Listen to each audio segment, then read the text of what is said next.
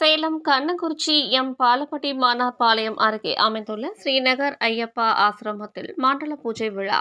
அகில பாரத ஐயப்ப சேவா சங்கம் சேலம் மாவட்ட யூனியன் 44 ஸ்ரீநகர் ஐயப்பா ஆசிரமத்தில் மண்டல பூஜை விழா முன்னிட்டு ஆலயம் முழுவதும் வண்ண மலர் தோரணங்கள் கட்டி அலங்காரம் செய்திருந்தனர்.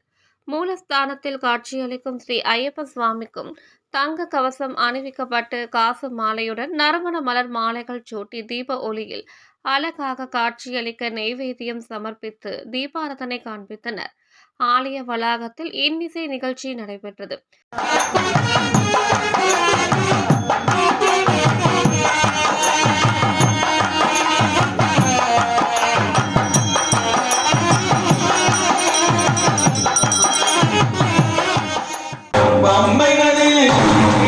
தீரத்திலே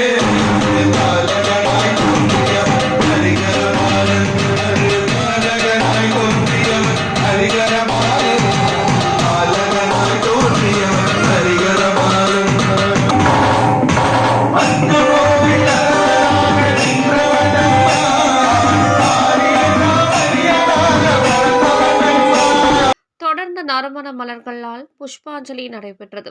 பக்தர்கள் ஆலயத்தை சுற்றி எடுத்து வந்தனர். ஐயப்ப சுவாமிக்கு புஷ்பாஞ்சலி நடைபெற்று தீபாரதனை காண்பித்தனர்.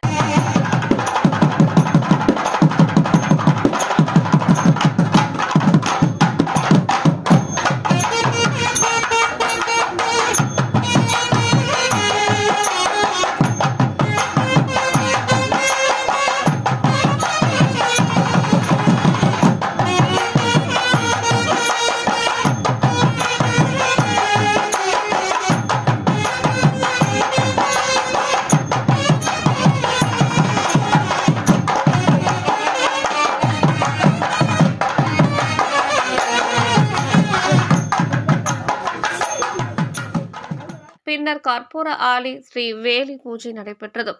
மூலஸ்தானத்தை அடைந்தவுடன் படி பூஜையுடன் மகா தீபாரதனை நடைபெற்றது.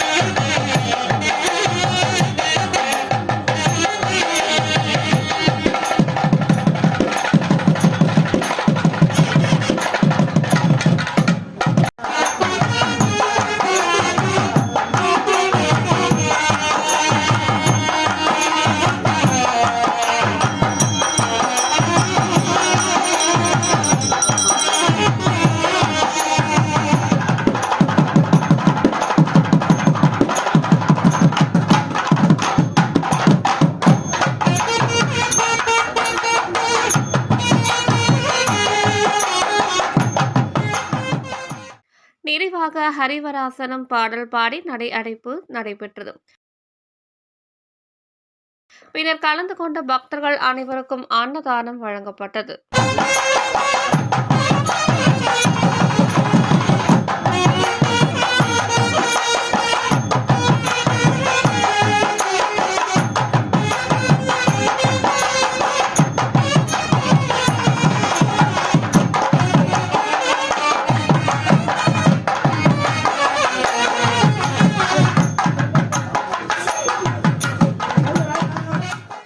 அகில பாரத ஐயப்ப சேவா சங்கத்தின் சார்பாக சேலம் கண்ணங்குறிச்சி பகுதியில் உள்ள பாலப்பட்டி என்னும் இடத்தில் அமைந்துள்ள ஸ்ரீநகர் ஐயப்பா ஆசிரமத்தில் இன்றைய தினம் மிகவும் சிறப்பான முறையில் மண்டல பூஜை வைபவம் காலையிலிருந்து கணபதி ஹோமம் மற்றும் அஷ்டாபிஷேகம் கலசாபிஷேகம் போன்ற அனைத்து பூஜைகளும் நடைபெற்று காலையிலிருந்து அன்னதானம் தொடர்ந்து நடைபெற்று கொண்டிருக்கிறது.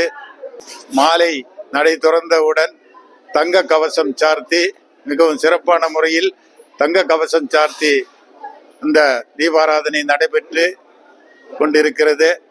அதைத் தொடர்ந்து மேட்டூர் சகோதரர்களின் இன்னிசை நிகழ்ச்சி சிறப்பான முறையில் நடைபெற்று முடிந்து விட்டது. இப்பொழுது ஸ்ரீவேலி பூஜை முடிந்து தீபாராதனை முடிந்து அனைவருக்கும் பிரசாதம் வழங்கி கொண்டிருக்கிறார்கள். சுவாமியே சரணமையப்பா. ஐயப்ப சேவா சங்கத்தினுடைய செயல்பாடுகள் மிகவும் சிறப்பான முறையில் அமைந்துள்ளது. வருகின்ற 14/1/2025 அன்று சபரிமலையில் மகர ஜோதி தரிசனம் தெரிகின்ற அதே நாளில் நமது கோவிலிலும் ஏற்காடு மலையிலிருந்து மகர ஜோதி தரிசனம் காண்பிக்கப்படும். அனைவரும் அனைத்து பக்த கோடிகளும் அந்த தரிசனத்தை காண்பதற்காக மாலை 6 மணி அளவில் நமது கோவில் திடலுக்கு வரும்படி அன்போடு கேட்டுக்கொள்கிறோம். அன்றைய தினமும் அனைத்து பூஜைகளும் இருக்கிறது. கடைசியாக அன்னதானம் வழங்கப்படும். அனைவரும் அன்னதானத்தில் பெற்றுக்கொண்டு சாப்பிட்டு ஐயன் அருள் பெற்று செல்லுமாறு கேட்டுக்கொள்கிறோம். சுவாமியை சரணமையப்பா.